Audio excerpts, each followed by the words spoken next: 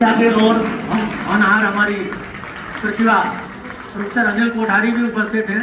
कार्यक्रम के अंत में मैं आयोजकों से निवेदन करूंगा कि वो सत्यार्थी जी के उद्बोधन के बाद सत्यार्थी जी से उनका सम्मान कराएं। प्रोफेसर कोठारी जी का वो एक बड़े पद पर भोपाल में है।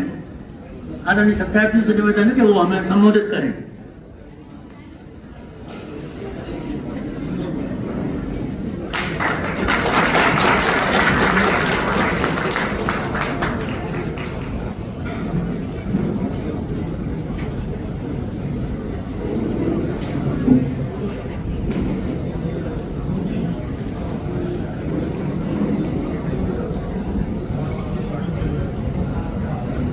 घर में आके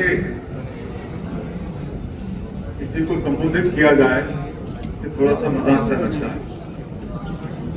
मैंने पिछली बार भी ये कहा था कि जब हम घर में आते हैं तो गपशप करते हैं, मजाक करते हैं, झगड़ा करते हैं, अपने लोगों से शिकायतें करते हैं और वही अपनापन है। आप शाम को अपने घर लौटे और परिवार वालों को उपदेश देने लगे तो लोग थोड़े दिन बाद कहेंगे कि क्या मजाक कर रहे हो भाई। पूरी दुनिया पड़ी है संबोधन करने के लिए, घर तो वो जगह नहीं है ना। लेकिन ये हमारे देवेश भाई हैं, गोविंद देवलिया जी ने ठीक ही कहा कि हमारी शादी के लिए जब हमारे होने वाले सास ससुर यहाँ आए तो उन्होंने चंदा मांग के लोगों से और बड़ी भारी उनके सम्मान में रैली निकाली, दरवाजे बनवा दिए स्वागत सत्कार के। तो अभी तो हमारी आपने दोबारा से शादी जैसी करा दी और सारे लोग गवाह भी हो गए। सुबेदा जी दिल्ली की बहुत पढ़ी लिखी पत्रकार रही हैं और मैं तो यही विदिशा में आप लोगों के बीच में खेलता कूदता रहा हूं। तो अगर कोई झगड़ा करेंगी मेरे से तो आप लोग गवाह हो कि भी शादी तो हमने हमारे साथ कराई थी, हमारे साथ। लेकिन ऐसा हुआ नहीं कभी। देखो, कहने की जरूरत नहीं है, मैं अभी कह रहा था ये पत्रकारों के सामने कि जीवन के बारे में, जिंदगी के बारे में, जिंदगी देना, जिंदगी वापस लेना, जिंदगी को बचाना, ये सब ईश्वर के हाथ में हम लोग मानते हैं। कभी किसी संकट में, कभी किसी परेशानी में, कभी किसी बीमारी में जिसको हम सबसे पहले याद करते हैं वो ईश्वर ही है। लेकिन वो ईश्वर कहीं आकाशवाणी करके हमारे ब्रेन की सर्जरी नहीं कर सकता, हमारी किडनी को ट्रांसप्लांट नहीं कर सकता, हमारे बुखार को ठीक नहीं कर सकता। हमारे यहाँ घर में बच्चा पैदा हो रहा हो तो उसको हाथ से नहीं कर सकता। तो ईश्वर ने बहुत सोच समझ के कुछ हाथ, कुछ दिल, कुछ दिमाग ऐसे बना दिए हैं जिनको हम लोग डॉक्टर कहते हैं।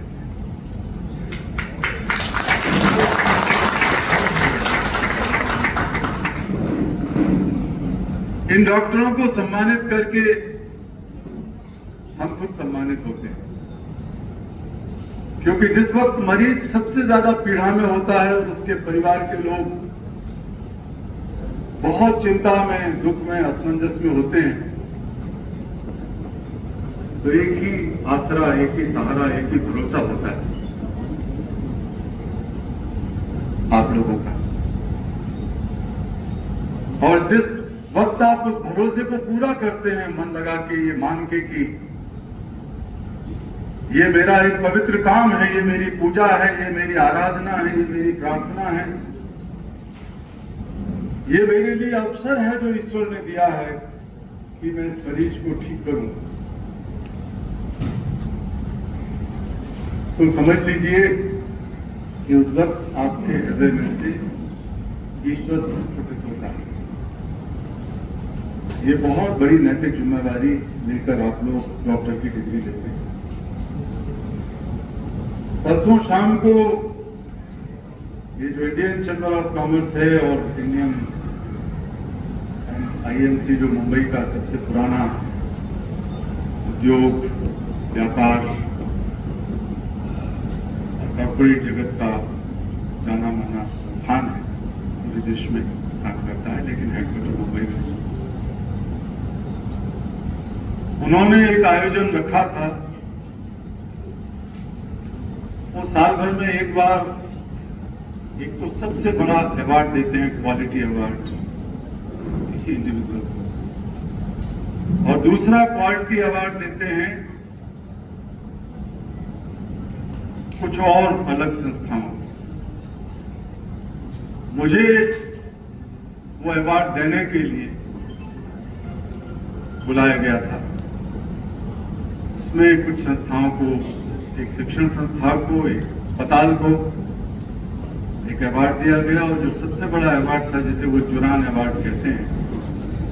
जुरान जापान के बहुत बड़े जो क्वालिटी कंट्रोल है, जो क्वालिटी है बिजली की, पानी की, हवा की, जो क्वालिटी है प्रोडक्शन की, सप्लाई के, जो क्वालिटी है प्रबंधन की, गुणवत्ता, उसके वो गुरु, महागुरु माने जाते हैं, तो उनके नाम पे वो अवार्ड। तो वो जुरान अवार्ड जो टाटा के आजकल चेयरमैन हैं, टाटा सन्स के, टाटा की सारी जितनी कंपनियां हैं उसके जो अध्यक्ष हैं चंद्रशेखरन जी, उनको चुना गया था। तो मैंने वो अवार्ड उनको दिया, और अस्पतालों के क्वालिटी प्रबंधन और क्वालिटी ट्रीटमेंट के लिए जो बीच कैंडी हॉस्पिटल है उसके मालिकों को, उसके सबसे अच्छे डॉक्टरों को, एक समूह को वो अवार्ड दिया मेरे हाथ से। तब मैंने ये बात कही थी वहां, जो मैं फिर कह रहा हूं कि मरीज हमारे सामने अगर नोट छापने की मशीन की तरह दिखने लगे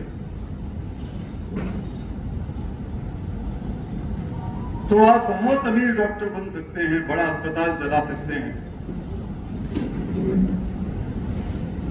लेकिन जैसा सौरभ ने अपनी बात के आखिरी में कहा कि जब हम ये करते हैं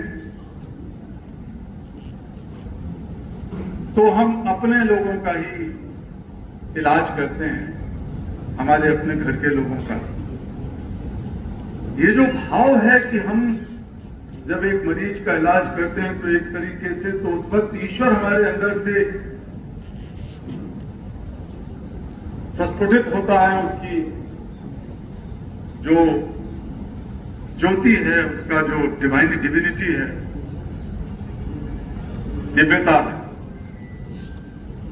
लेकिन वो तब आती है जब आप ये देखते हैं कि वही ईश्वर इसके अंदर भी है, और उसके शरीर में अगर तड़पन है तो मेरी तड़पन की तरह।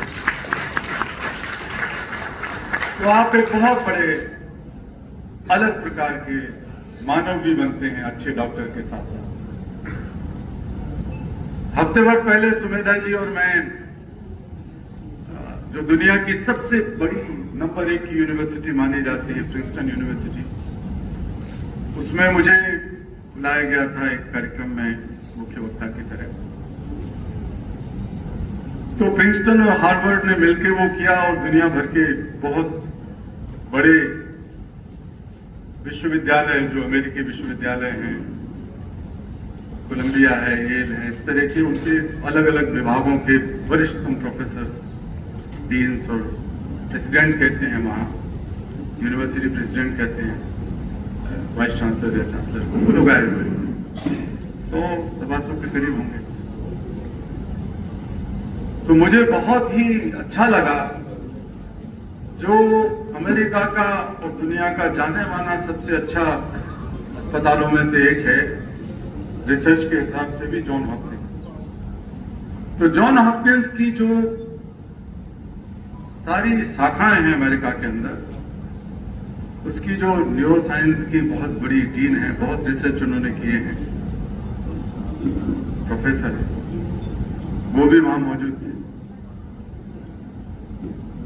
तो बाद में हम लोग खाते वक्त भी ये सब बातचीत कर रहे थे बैठकर, और मैंने उनको उन्हीं के अस्पताल की एक रिसर्च याद दिलाई, कुछ साल पहले की गई थी, उन्हें याद आई बात।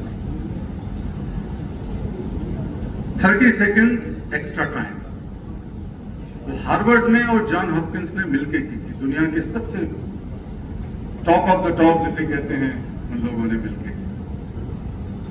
वो 30 सेकेंड क्या थे? 30 सेकेंड ये थे कि जब कुछ डॉक्टरों को उन्होंने चुना और वो डॉक्टर अपने मरीज के साथ बैठते थे, तो इलाज की, दवाई की, बीमारी की बातचीत जो भी समझने की कोशिश करते थे वो समझते थे, ट्रीटमेंट वाला पार्ट, मेडिकल सपोर्ट वाला पार्ट। लेकिन उसके अलावा वो अध्ययन का भाग था कि 30 सेकंड उसके साथ फालतू टाइम लगाएं, और 30 सेकंड में कम से कम 2 बार ये कहें, we are together, I am with you, हम साथ साथ हैं, मैं तुम्हारे साथ हूं। ये वाक्य बोलना, लंबी कहानी कुछ नहीं। ये वाक्य उस मरीज के पास बैठ के बोलेंगे, और उसमें रेंज ये थी कि जो साधारण एक्सीडेंट करके लोग आए थे अस्पताल में दाखिल होने, और उससे लेके जो बहुत गंभीर बीमारियों के शिकार थे, लोग कहते थे कि इनका कुछ ही महीने का, कुछ साल का समय रह गया है, तो उन तक पर ये रिसर्च किया गया, स्टडी की गई। तो उसके रिजल्ट 2 प्रकार से नापे गए। पहला ये कि जो डॉक्टर इस बात को कहते थे, जिनको तैयार किया गया, वो पहले से ही उसी तरह के डॉक्टर थे जो आप लोग हैं, जिनके अंदर वो करुणा का भाव था, मरीज के प्रति अपनेपन का भाव था, उन्हीं में से चुना गया। तो उन्हें एक्स्ट्रा बात ही कहनी थी, तो लोग भरोसा कर सके। तो हैरानी की बात कई लोगों को ये लगी कि औसत रूप से 40% जो अस्पतालों में ठहरने का समय है, अस्पताल में मान लीजिए बीमारी में कोई आया है तो 1 महीना रुकना है, या 20 दिन रुकना है, या जो भी 2 महीने रुकना है, वो जो हॉस्पिटलाइजेशन का, अस्पताल में दाखिल बने रहने का जो वक्त है, वो 40% कम, और रिकवरी रेट बढ़ा, हीलिंग बढ़ा। केवल इतनी सी बात करना, केवल अस्पताल में डॉक्टर को मरीज के बगल में बैठ के हाथ पकड़ के कहना है कि हम तुम्हारे साथ हैं, हम साथ साथ हैं। उस कहने में इतनी ताकत है, करने में कितनी ताकत होगी। दूसरा असर देखा गया, उस अध्ययन का दूसरा असर था डॉक्टरों के अपने जिंदगी के ऊपर। बहुत दिन तक ये प्रयोग चला था, तो उस प्रयोग के दौरान जब डॉक्टर बार बार ये कहते थे, तो उनका पूरा जीवन दर्शन, इलाज करने का तौर तरीका बदला। कितनी देर तक आप दिखावे के तौर पर, ये रिसर्च के तौर पर कहोगे कि हम साथ साथ हैं भाई, हम टुगेदर, वी आर टुगेदर, कब तक कहोगे? धीरे धीरे करके मन में आ गई, बैठ गई। तो जो स्ट्रेस लेवल है डॉक्टरों का,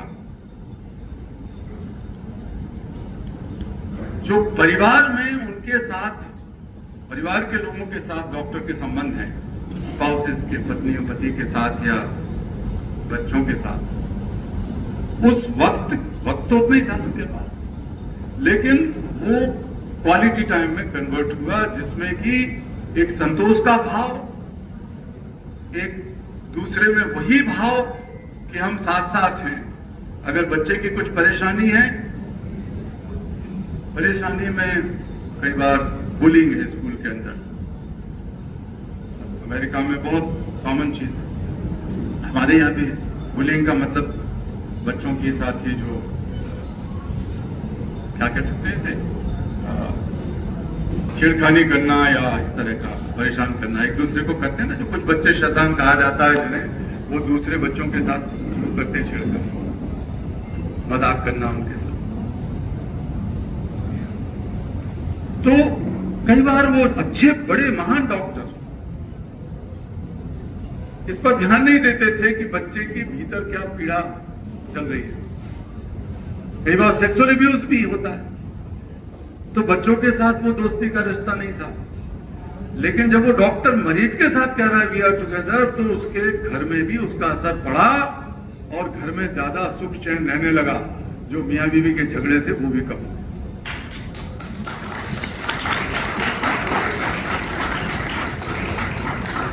तो हमने इस सब सिलसिले में उनसे बात की जो लोग रिसर्च कराए थे, पहले बात की। इस बार पिछले हफ्ते तो मैं, और चूंकि अलग अलग विषयों के एक्सपर्ट थे, वहां तो बहुत ज्यादा बात नहीं हुई, लेकिन मैंने पहले उनसे बात किया जो रिसर्च से संबंध रखते थे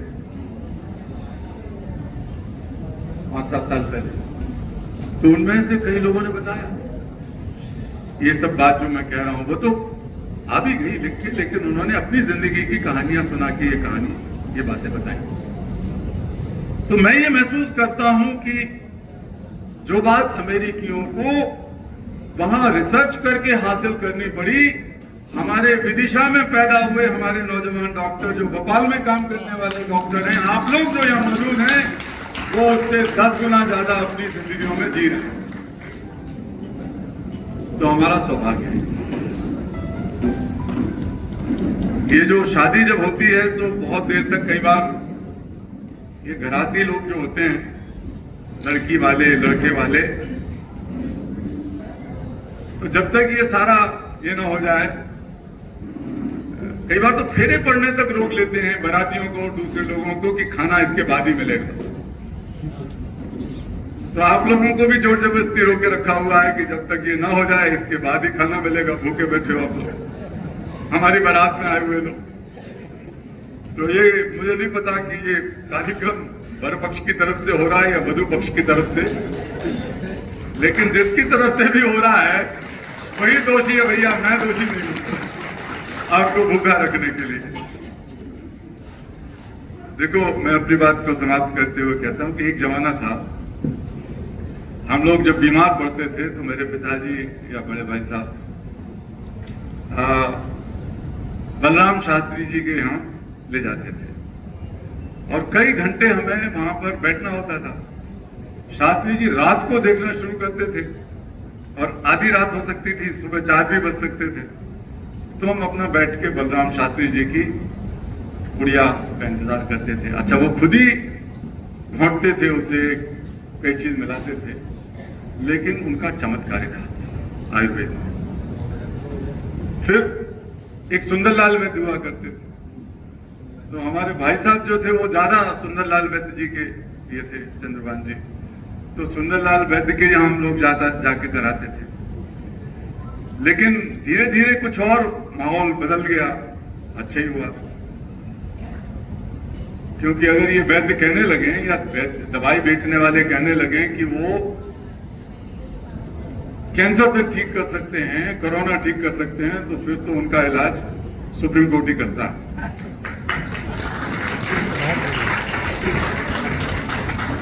डॉक्टरों की जो वजीयत करने का ठेका ले लेते हैं अपनी। अच्छी बात है आयुर्वेद, लेकिन ये जो आयुर्वेद का इस तरह का बाजारीकरण, व्यापारीकरण है, उससे कई बार बड़ा नुकसान होता है। तो फिर हमारे यहाँ एक डॉक्टर दातार और डॉक्टर तिलक थे और दोनों साथ साथ प्रैक्टिस करते थे। एक बोरा जी थे डॉक्टर, हाँ, मुनीम बोरा जी, तो उनके यहाँ भी हम चले जाया करते थे। फिर 2 और बड़े डॉक्टर थे, डॉक्टर वीरेंद्र, ये बड़े उनके वीरेंद्र जौहरी जी, वीरेंद्र जौहरी थे जो बैठे रहते थे काफी, और वो भी आराम से कई हमारे समाज का उपदेश देंगे, सब बात करेंगे, ईश्वर के बारे में समझाएंगे, इसके बाद फिर आपको दवाई देंगे, इंजेक्शन लगेगा। एक गरीबों के डॉक्टर थे गांव वाले, जहां लाइनें लगी रहती थी गाड़ियों की, बैलगाड़ियों के, सतीश जी, डॉक्टर सतीश। तो वो अपना पकड़ा, दे दिया एक इंजेक्शन, पकड़ा, दवाई दे दी, हाथ में उनकी चमत्कार था, वो ठीक भी हो जाते थे।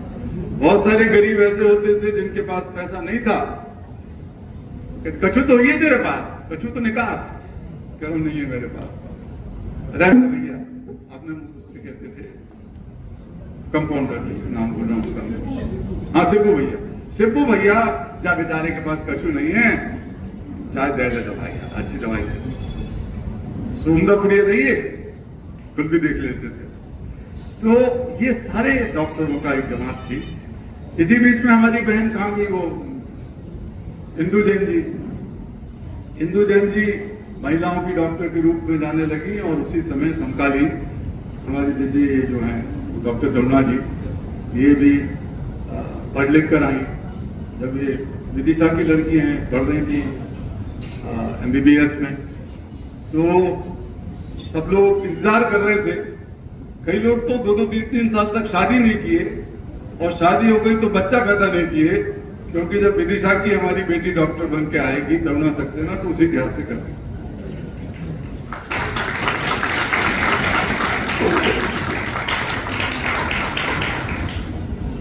लेकिन हमने ज्यादा जल्दी की, हमने सोचा कि अब आई गई हो करके, हिंदू जी भी हैं, आप भी हो, तो अच्छे डॉक्टरों के हाथों से हमारे बच्चे पैदा होंगे। लेकिन वो हमारे ससुराल वाले भी अजीब थे, उन्होंने कहा हम तो दिल्ली में करेंगे, दिल्ली के ही थे, तो फिर हमारा बच्चा, बेटे बेटी दोनों दिल्ली में हुआ।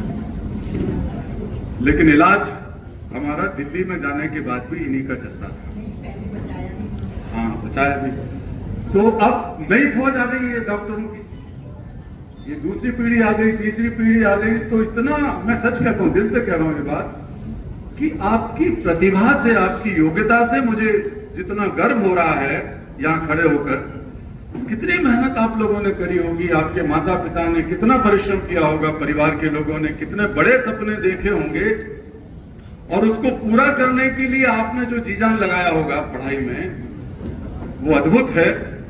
और सबसे बड़ी बात कि उस काम के, उस प्रतिभा के, योग्यता के साथ साथ आप ये जो मानवीय तत्व, करुणा का तत्व आपके अंदर है, कि ये मरीज भी हमारा है, ये हमारे परिवार का हिस्सा है, हम इसका इलाज उसी तरह करेंगे जैसे अपने परिवार का करते हैं, वो काम आप लोग कर रहे हैं।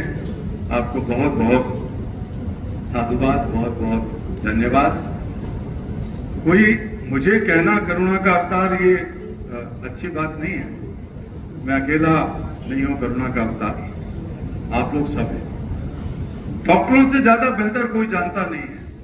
अब इस पर बहुत सारे न्यूरोसाइकोलॉजिकल स्टडीज हो गई हैं, मैं उन लोगों से मिलता रहता हूं। एपिजेनेटिक्स में भी बहुत सारी चीजें आगे बढ़ी हैं। तो मेरे जो कई मित्र हैं वो मेडिकल और फिजियोलॉजी में उनको नोबेल पुरस्कार मिला है, तो हमारे मिलना जुलना होता रहता है। तो मैं पढ़ाई से इंजीनियर हूं, लेकिन मेरी इस मामले में रुचि और थोड़ी जानकारी भी हो गई। साइकोलॉजिस्ट और जो मनोवैज्ञानिक हैं बड़े भारी दुनिया के, और उससे भी ज्यादा एक और होता है, ये जो मनुष्य पैदा होकर इवोल्यूशनरी साइकोलॉजिस्ट हैं, उन लोगों ने भी अध्ययन किए। तो ये जो कंपैशन या करुणा की बात मैं कर रहा हूं, और मैंने एक नया आंदोलन शुरू किया है पूरी दुनिया में, वो किसी के ऊपर दया करने का नहीं। अच्छी बात है दया करना, कृपा करना, किसी की मदद करना, अच्छी बात है, सेवा करना, परोपकार करना, ये सब बहुत अच्छे मानवीय गुण हैं।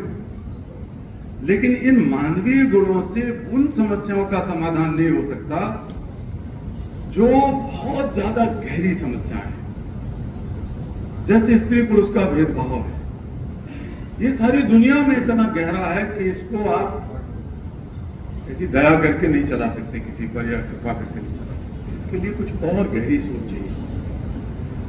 ये जो हिंदू मुसलमान का भेदभाव है, ये जो ऊंची जात नीची जात का भेदभाव है, जो देशों के बीच में भेदभाव है, अमेरिकी और यूरोप के देश, उनके बच्चों के ऊपर होने वाला खर्च और अफ्रीका के बच्चे जो भुखमरी में जी रहे हैं, ये भेदभाव कैसे खत्म हो?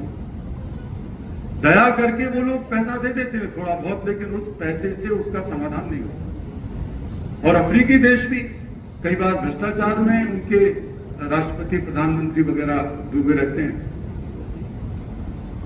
तो वो भी एक समस्या है। जिसे कहते हैं गवर्नेंस, उस देश की एडमिनिस्ट्रेशन उतना ठीक नहीं उन देशों में, और पैसा भी नहीं मिलता जब जरूरत होती है। तो ये जो भेदभाव है, काले गोरे का भेदभाव अमेरिका के अंदर है। आप लोगों ने शायद पढ़ा होगा, मैं उस आंदोलन में शामिल हुआ तो मुझे बुलाया गया था अभी 3-4 साल पहले, कि एक आदमी, भला आदमी, जॉर्ज फ्लॉयड उसका नाम था, तो जॉर्ज फ्लॉयड जाके उस दुकान से कुछ खरीद के आ रहा था।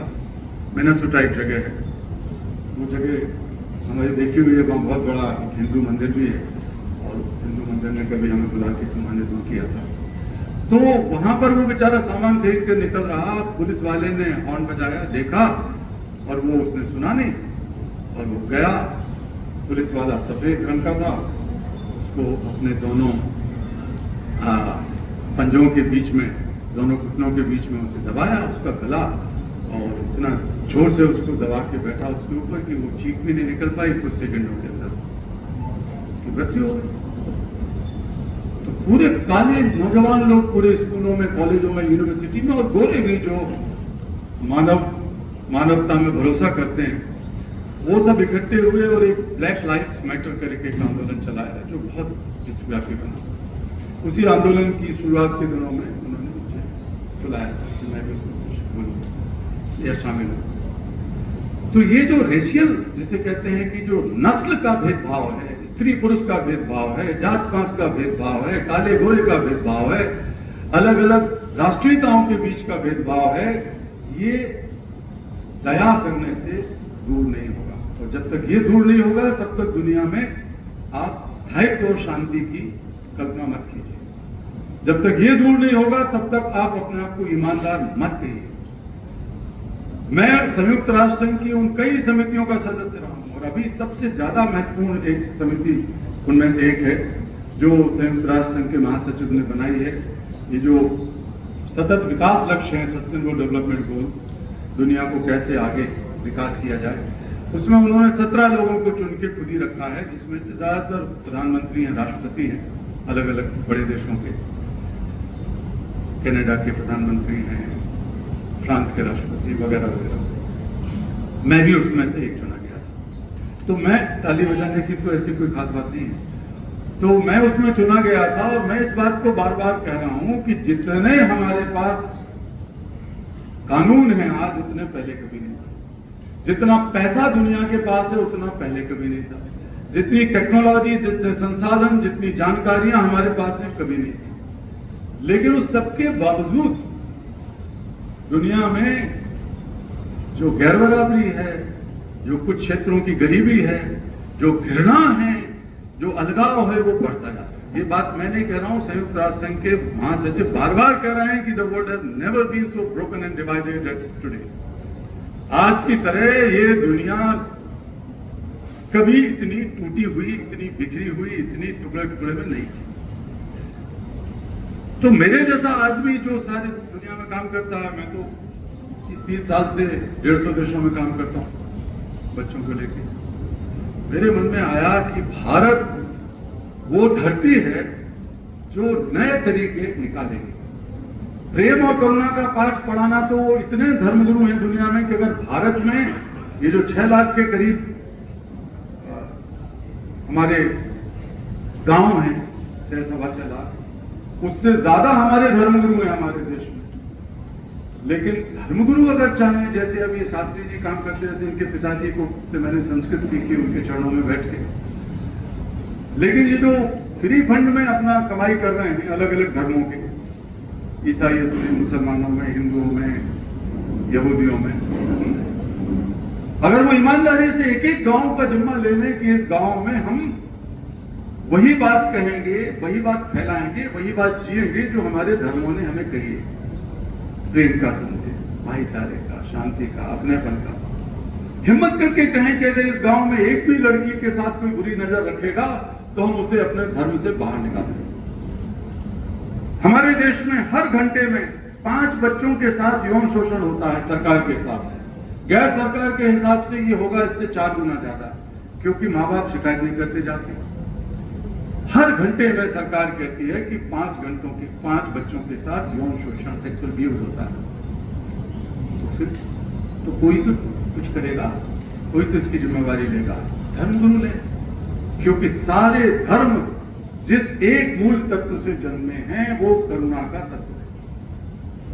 जब किसी महापुरुष ने दूसरे के दर्द को अपना दर्द समझ के महसूस किया और उसको दूर करने के उपाय किए तो एक महावीर का जन्म हुआ, बुद्ध का जन्म हुआ, गुरु नानक का जन्म हुआ, मोहम्मद साहब का जन्म हुआ, ईसा मसीह का जन्म हुआ।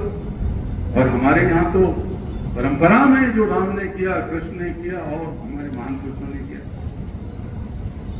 वो सब चला रहा। तो इन चीजों का समाधान, युद्ध जो हो रहे हैं, संयुक्त राष्ट्र संघ हाथ जोड़ के कह रहे हैं भैया रुक जाओ, भैया रुक जाओ, भैया रुक जाओ। कौन भैया सुन रहा है रुकने के लिए? ये तमाशा भैया। अभी जो बंबई में मैंने बोला वही वहां के अखबारों में छपा, देश के और कोई बड़े अखबारों में छपा, कल आज छपा शायद, मेरी परसों की बात। मैंने कहा हाथ जोड़ने से तो युद्ध नहीं रुक रहे हैं, सबसे ज्यादा जो मासूम बच्चे हैं, महिलाएं हैं, वो मर रही हैं रोज। तो इसको बंद कैसे हो? तो हमने कहा कि भारत से हम एक नया आंदोलन शुरू करते हैं।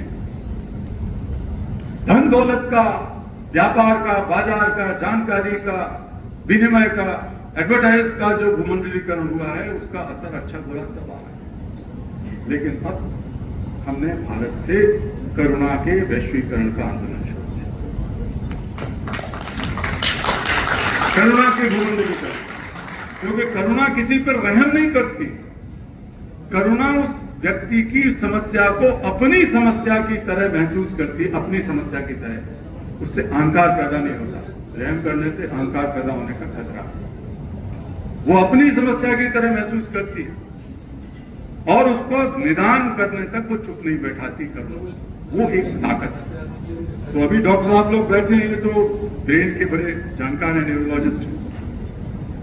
तो जो माँ के अंदर जब बेटा जन्म लेता है तो समाज शास्त्रियों ने और वैज्ञानिकों ने, न्यूरो साइंटिस्ट वगैरह ने ये देखा कि जो चेंजेस आते हैं बॉडी में, उसके साथ साथ जो मस्तिष्क में, अब हमारे मस्तिष्क में 86 अरब कोशिकाएं हैं, जैसे कोशिकाएं क्या, न्यूरॉन्स। तो इन सब में जो परिवर्तन होते हैं, उन परिवर्तनों पर कुछ स्टडीज हुई। उसमें लिखा कि माँ का जो बच्चा पेट में आने से लेके बच्चा पैदा होने तक का जो एक रिश्ता है बच्चे और माँ के बीच में, वो बायोलॉजिकल है, वो न्यूरोलॉजिकल रिश्ता है, वो कोई रहम करने वाला रिश्ता नहीं है।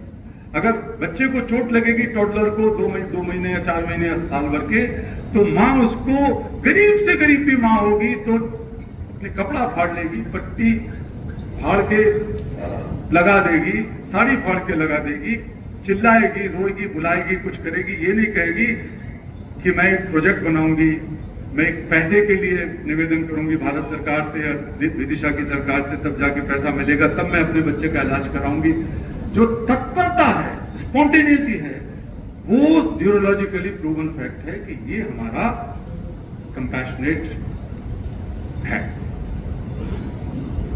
तो बहुत सारे ऑक्सीटोसिन के और डोपामाइन के इसके रिसर्च होते रहते हैं, हम तो कुछ नहीं जानते, छोटा सा जानते। लेकिन अब ये भी पता लग गया कि हमारा जो, अब पूरे तरीके से नहीं लगा, लेकिन डॉक्टर साहब इस पर जो स्टडीज नहीं हो रही हैं, आप जानते होंगे कि हमारा जो एंटीरियर इंसुलर कॉर्टेक्स है दिमाग का एक हिस्सा सामने की तरफ, उसके पीछे जो मॉलिक्यूलर रिएक्शंस हो रहे हैं, चीजें बन रही हैं, बिगड़ रही हैं, तो उसमें बड़ी इंटरेस्टिंग चीज ये हो रही है कि जहां पर रहम, दया और कृपा करने का भाव है, वो एक अलग जगह है जहां पर एम्पैथी या संवेदना का भाव है, जिसमें आप दूसरे के दुख दर्द को अपना समझते हैं, वो भाव है। डॉक्टरों से कहा जाता है कि अगर आप एम्पैथेटिक बन गए और उस मरीज को अपने दर्द की तरह समझ के बैठ गए तो रोने लगोगे, और एक दिन उसको कहते हैं कि एम्पैथी पर ठीक हो जाएगा, परेशान हो जाओगे। तो डॉक्टर लोग फिर वो परेशान होकर छोड़ देते हैं कि आप क्या करें, कितने दर्द के साथ हम जुड़े। वो नहीं, कंपैशन में उसी जगह छोटी सी दूरी पर, जहां पर प्रेम भी है, जहां डिस्पेयर भी है, जहां उतावलापन है करने का, जहां मोटिवेशन है, उस सारी जगह से जो स्टडी हो रही है वो ये कि वहां कंपैशन की जगह है, जहां आप केवल उसके दर्द को अपनी तरह महसूस नहीं करते, बल्कि जान लगा देते हो कि उस दर्द को दूर करूं मैं, क्योंकि ये मेरा दर्द है, मैं चुपचाप नहीं बैठूंगा। अगर कोई कुएं में डूब रहा है और आप भी उसके साथ साथ कुएं में डूबोगे तो आप संवेदनशील तो रह सकते हो, आप भी रोने लगे, चिल्लाने लगे। लेकिन कंपैशनेट या करुणामय व्यक्ति उसमें डूबने के बजाय या तो अपने कपड़े फाड़ के रस्सी से बना लेगा और डाल देगा कि भाई ठीक है, जो होगा होगा, देखा जाएगा। जितना बाहर के लोगों से कहेगा तुम भी अपने कपड़े दे दो, मैं अपना कुर्ता पजामा फाड़ के लंबी सी रस्सी बना के इस डूबते हुए को निकालूंगा, क्योंकि वो महसूस कर रहा है कि जैसे मैं ही डूब रहा हूं। लेकिन महसूस करते हुए भी जो माइंडफुलनेस है, जो उसका दिमाग है, ब्रेन का वो हिस्सा भी चालू है, जिस हिस्से से एक मोटिवेशन आता है कि मैं इसका समाधान ढूंढूं। तो विदिशा में आप लोग ये सब कर रहे हैं। एक यहाँ पर अभी मैं वहां भी प्रिंसटन में भी और यूनिवर्सिटी ऑफ वॉशिंगटन जो सिएटल के अंदर है, वहां 3-4 जगह मैंने ये बात बोला कि भाई आप लोग डॉक्टर्स के, मेडिकल प्रोफेशनल्स और विद्यार्थी लोग हैं, बहुत हाई लेवल का उनकी समझ है, तो आप एक ये बनाओ कंपैशन सर्कल। कंपैशन सर्कल में वो डॉक्टर्स बैठे, आपस में बातचीत करें, और वो चूंकि एक जलती हुई मसाल की तरह है अंधेरे में, जहां लोग लूट खसोट मचा रहे हैं, वहां आपका होना जलती हुई मसाल की तरह है। ये साबित करता है कि अंधेरा मरता नहीं, अंधेरा मरेगा और उजाला कभी मरता नहीं। आप लोग जो बैठे हैं, जिन्होंने अभी अपने हाथ से लिया, वो जलती हुई मिसाल हैं। और आप इसको जो विदिशा चैप्टर है, मैं तो इसको कहूँगा कि एक तरीके से कंपैशन सेक्टर है, जहाँ कंपैशन सर्कल है, इसको मैं इस तरह से भी अगर आप इजाजत दोगे तो दुनिया में कहूँगा कि हमारे यहाँ ऑलरेडी एक कंपैशन सर्कल चल रहा है विदिशा चैप्टर के नाम पर। इन्हीं शब्दों के साथ मैं आपको बहुत बहुत धन्यवाद और बधाई देता हूँ। बहुत